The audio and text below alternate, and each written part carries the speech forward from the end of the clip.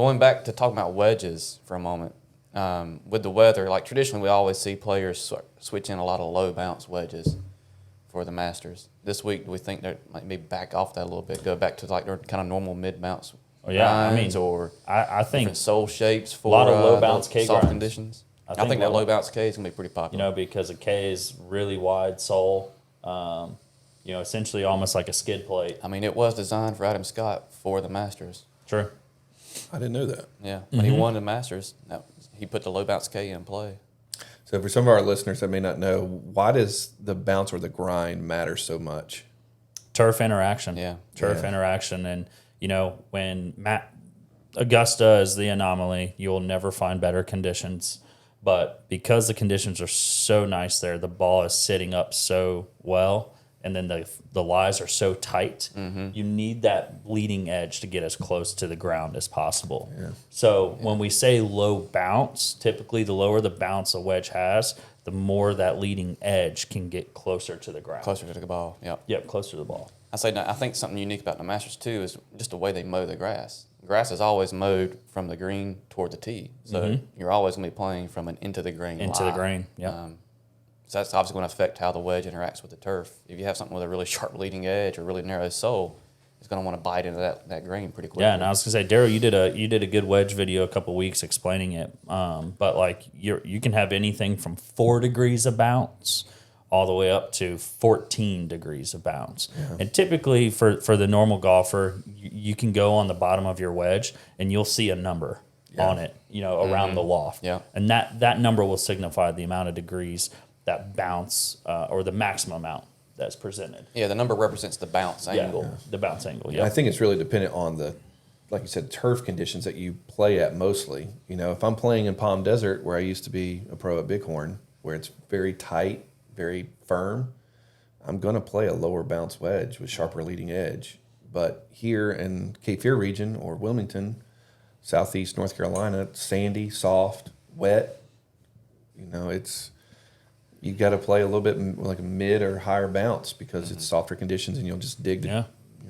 And I think that's like the question we ask when we're in fittings with our clients too is, well, where are you playing? In Wilmington, we've got a lot of seasonal golfers where they have a house down here and they may have a house in New Jersey. Yeah. So you can't, the wedge setup's going to be completely different for that. And so that's something that, on a daily basis that we have to decide on as well, is not just what wedge is best for you, but what's going to be the most versatile grind or bounce option. Yeah, for sure. I was going to say, because you're getting ready to change your wedge, right? Yeah. Yeah. Going a little bit lower bounce, but going with a little bit of a custom grind just to try to help me get the club a little bit more square through impact. Yeah.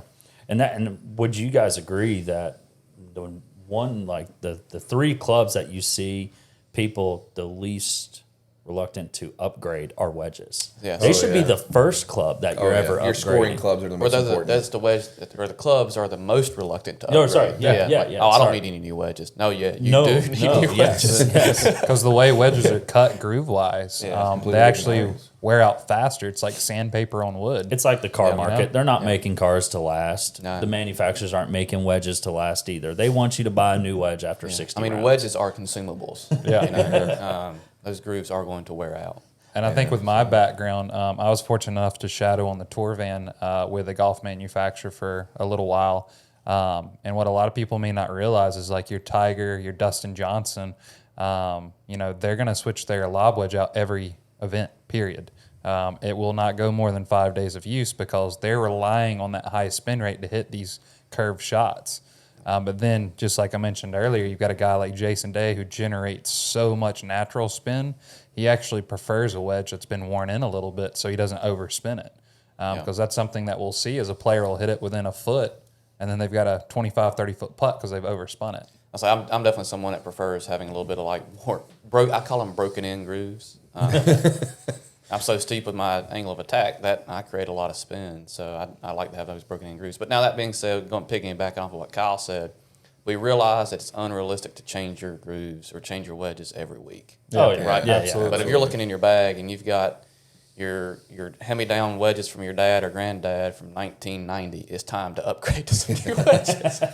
I mean, a good rule of thumb is, depending if you're playing once a week, twice a week, you probably need to do it every year. Yeah, every season. Every season. But if you're playing 4 times a week, you need to get every 6 months. Maybe. I would say you're every season, right? Yeah. I mean, Or just have a practice set. Yeah. Use your gamer set when you're out there on the range for an hour grinding. Have some practice wedges.